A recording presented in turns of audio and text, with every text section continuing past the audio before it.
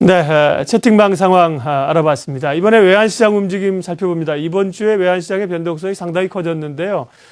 전망까지 같이 하겠습니다. 이지연 유진투자선물연구원 전화 연결돼 있습니다. 안녕하세요. 네, 안녕하세요. 네, 이번 주 환율이 많이 올랐죠. 원화가 약세로 진행을 하는 겁니다. 1,100원대 위로 올라왔는데요. 최근에 이 원화 약세, 환율 상승 배경이 어디 있을까요?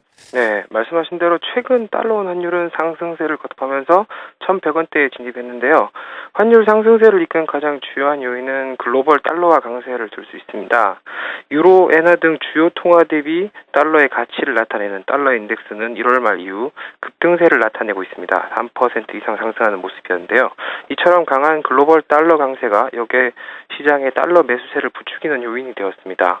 최근 달러 인덱스가 강세를 보인 이유는 미국의 연준이 출구 전략을 고민해야 할 정도로 양적 완화 조치의 종료 시점을 가늠하고 있다는 점이었습니다. 거기에다 유로존은 여전히 추가적인 양적 완화가 필요하다는 입장이고, 엔화는 정부 주도적인 약세 정책을 사용하고 있다는 점이 가미되면서 달러 강세는 가중되고 있는 모습입니다. 그 외에도 국내적인 요인으로 대북 리스크 요인을 무시할 수 없었습니다. 국내 주요 금융시장에 부정적인 영향을 미치고 있었는데요. 그 요인에 대한 시장의 내성이 강해진 만큼 영향력은 크지 않았지만 꾸준히 긍정적이지 않은 압력을 주고 있는 상황입니다. 특히 외국인이 최근에 국내 주식시장에서 매도세를 보이고 있는데 대북 리스크를 빌미로 해서 차익 실현에 나서고 있다고 판단하고 있습니다. 이런 점들이 달러원 환율의 상승세를 견인하는 요인이었습니다. 네, 잘 분석을 해주셨습니다. 몇 가지 대내외 요인들이 겹쳤습니다. 그래서 원화가 상당히 약세로 달러 원환율이 올랐습니다. 예, 달러 강세가 되고 엔도 이번 주에 또 엔화 약세 추세가 더 진행이 되지 않았습니까? 네. 엔화는 어느 정도까지 갈지, 그리고 또 국내 원화도 계속 약세로 갈까요? 다음 주에도요? 네, 우선 엔화는 약세 흐름을 지속할 것으로 판단합니다. 지금까지 엔화가 약세를 보인 점은 일본의 새로운 정권 출범 이후 큰 흐름에서 엔화 약세를 주도하겠다는 발언이 이러한 추세를 이끌어왔는데요. 그러한 발언들이 촉매 역할을 하며 엔화는 약세를 보여왔습니다. 전일은 일본 중의원에서 정부 입장을 잘 대변해 정책을 시행할 만한 일본은행 임원진에 대한 임명안이 가결됐으며 참의원 통과도 어렵지 않을 것으로 전망되고 있습니다. 앞으로 일본의 엔화 약세 정책은 더욱 힘을 받을 전망이며 앞으로 엔화는 주요 통화 대비 약세를 보일 것으로 판단하고 있습니다. 이러한 요인이 원화 약세 요인으로 나타나고 있는 실정입니다. 하지만 중장기적 관점에서 엔화 약세가 국내 외환 시장에 미치는 영향력은 제한적일 것으로 전망하고 있습니다. 엔화 약세로 수출이 감소되는 부분은 무시할 수 없는 상황인데요. 일본에서 수입을 많이 하고 있는 한국 입장에서는 그에 상응할 만한 수준의 수입 감소 효과도 예상되고 있습니다.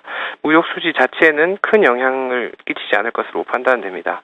또한 글로벌 가격 경쟁력 측면에서 일부 피해가 예상되고는 있지만 국내 수출 산업의 경쟁력이 예전과 달리 많이 강화된 반면 상대적으로 일본은 약해진 모습을 보이고 있기 때문에 엔화 약세로 인한 수출 기업의 악영향은 그렇게 크지 않을 것으로 판단하고 있습니다.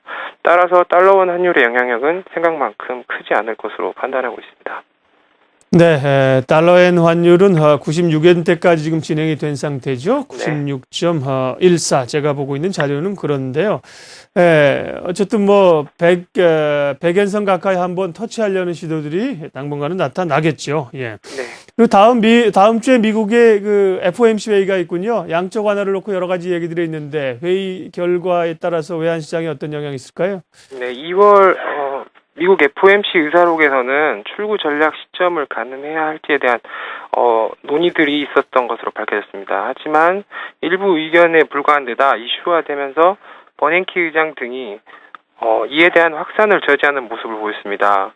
내주 예정된 FOMC에서도 조기 양적 완화 종료에 대한 주장은 이어질 것으로 보입니다.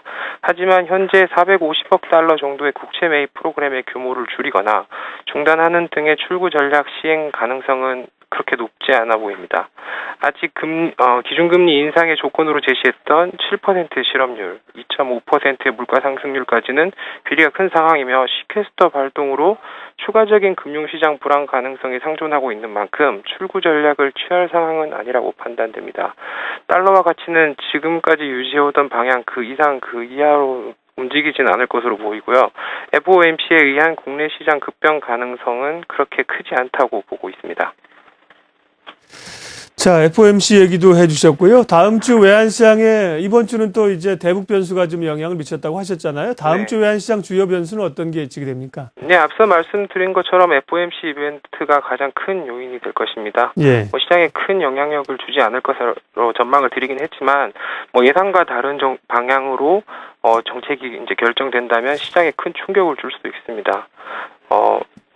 양적 완화 조치의 규모 축소나 돌발 상황이 발생할 경우에는 환율은 다시 강한 하락 압력을 받을 수 있는데요. 그런 가능성은 그렇게 높지 않다고 판단을 하고 있습니다. 그리고 다음 주에는 미국 주택시장 지표가 발표되는데요.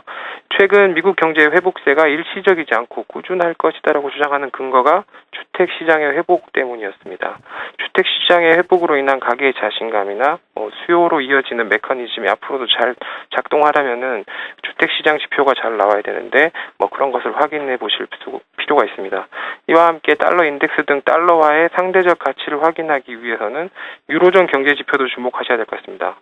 다음 주에는 유로존 경제 심리와 관련된 지표들이 대거 발표될 예정인데요.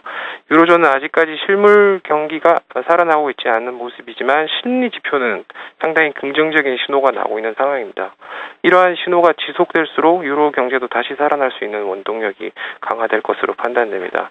이 지표들이 호조를 보인다면 유로화 강세는 다시 힘을 받을 수 있고 상대적으로 달러는 약세를 보일 수 있습니다. 물론 그 경우에는 원화 역시 강세로 돌아설 요인이 될 것입니다. 네, 다음 주 단기적으로 예상하시는 달러원 환율 변동 범위는 어느 정도인가요? 네, 다음 주 달러원 환율의 예상 레인지는 한 1,090원에서 1,125원 정도로 제시를 하고요.